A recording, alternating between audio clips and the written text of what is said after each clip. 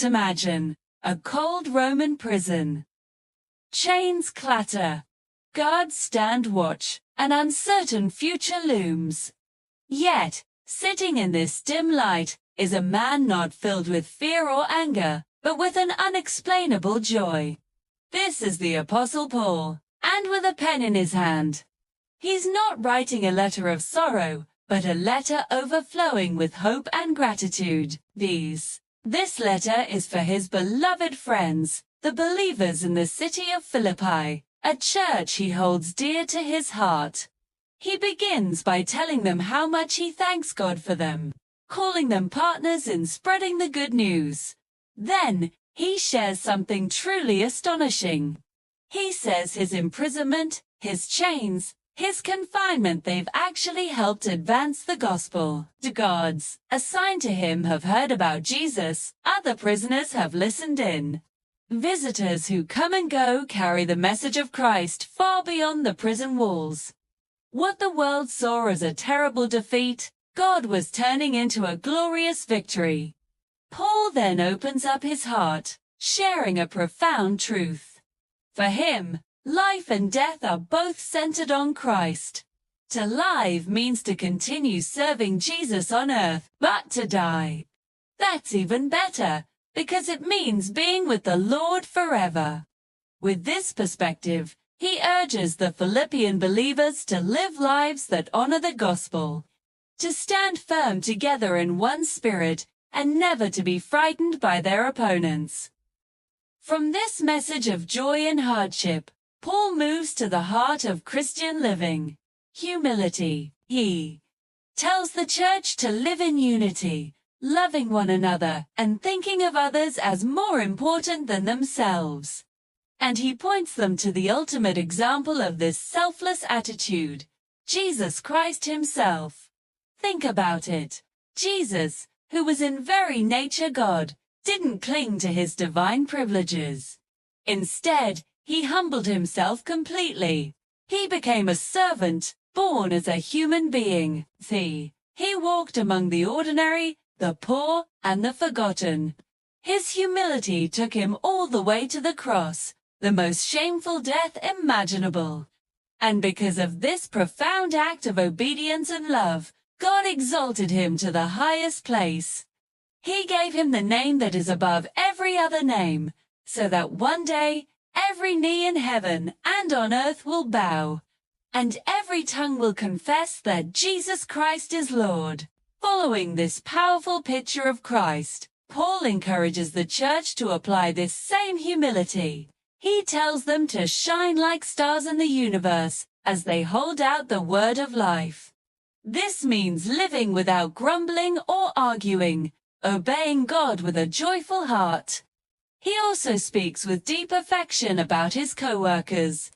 He mentions Timothy, his spiritual son, whom he hopes to send to them soon.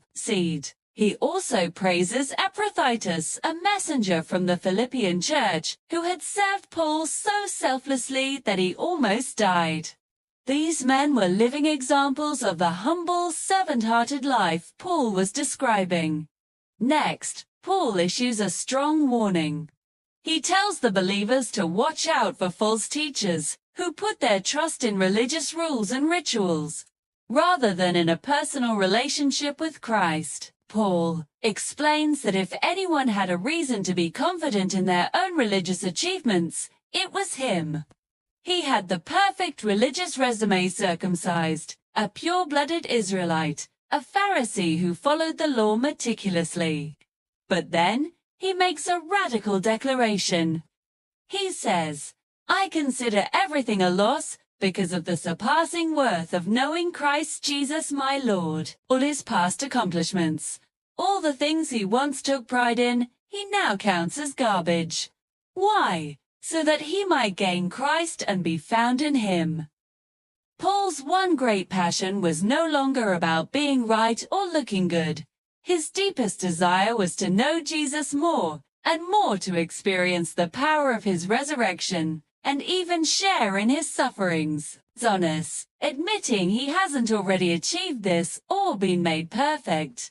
But he describes his life as a race. He says, forgetting what is behind and straining toward what is ahead.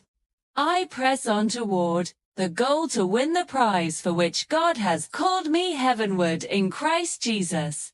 His focus isn't on his past failures or successes, too. His eyes are fixed on the finish line, a life lived completely for Christ, with the promise of heaven as the ultimate prize. Finally, Paul's letter draws to a close, with some of the most comforting and encouraging words in all of Scripture. He repeats his central theme, rejoice in the Lord always. I will say it again, rejoice. He knows life is full of worries, so he gives them a practical solution. Don't be anxious about anything. Instead, in every situation, pray. Bring your requests to God with thanksgiving. And the result? The peace of God, a peace that is beyond our human understanding, will guard your hearts and your minds in Christ Jesus. Paul then shares a personal secret he's learned through his many trials. He has discovered the key to being content in any and every situation, whether he had plenty or was in need, whether he was well-fed or hungry, he had learned to be satisfied. And how was this possible? He reveals the source of his strength with this powerful and famous verse, I can do all things through Christ, who gives me strength. He ends by thanking the Philippian believers for their generosity. They had supported him financially and shared in his troubles, and he assures them that God, in turn, will meet all of their needs according to his glorious riches in Christ Jesus. And so, from a dark Roman prison, a letter filled with light, joy, and unshakable hope was sent. The book of Philippians is a timeless reminder for us today.